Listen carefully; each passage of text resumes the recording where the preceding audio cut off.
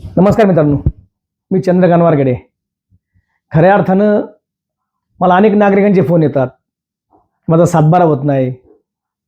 माझं 155ची केस 2 वर्षापासून चालू आहे.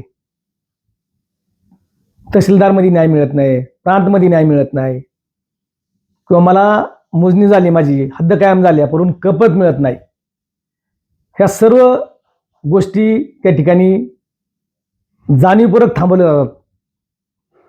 त्यासाठी माझी प्रत्येक नागरिकाला विनंती आहे की आपल्याला खऱ्या अर्थानं जर या भ्रष्टाचार अधिकाऱ्यांना वठणीवर आणायचं असेल तर तुम्ही प्रत्येकाने या ठिकाणी खऱ्या अर्थानं माहिती अधिकार या कायद्याचा अभ्यास केला पाहिजे.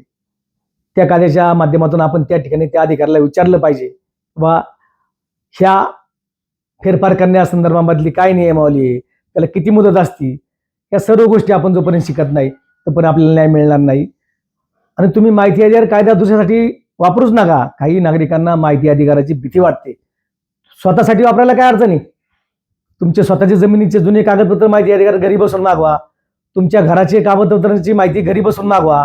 तुम्हाला कुठल्याही कुठे जायची गरज नाही. त्या ठिकाणी तुमची सर्व कागदपत्र घरी बसून मागवा. त्याच्यात तुम्ही 10 अर्ज केले आणि 5 अर्जाचीच माहिती मिळली, 5 अर्जाची नाही मिळाली तरी 5 अर्जाची माहिती सुद्धा तुमच्या वैयक्तिक जी वडिलोपार्जित मिळकत आहे त्या संदर्भातली खूप महत्त्वाची असते. त्यामुळे माझी सर्व नागरिकांना विनंती आहे की आपण त्या ठिकाणी खऱ्या अर्थानं आपल्याला यशदामध्ये असं एक पुस्तक मिळतं, ते पुस्तक आणा किंवा यशदामध्ये कोर्सेस घेतले जातात माहिती अधिकार कायद्यासंदर्भातले.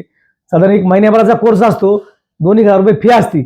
आपण त्या ठिकाणी जाऊन आवश्यक तो कोर्स करावा आणि माहिती अधिकार कायदा शिकावा अशी माझी विनंती करतो. धन्यवाद.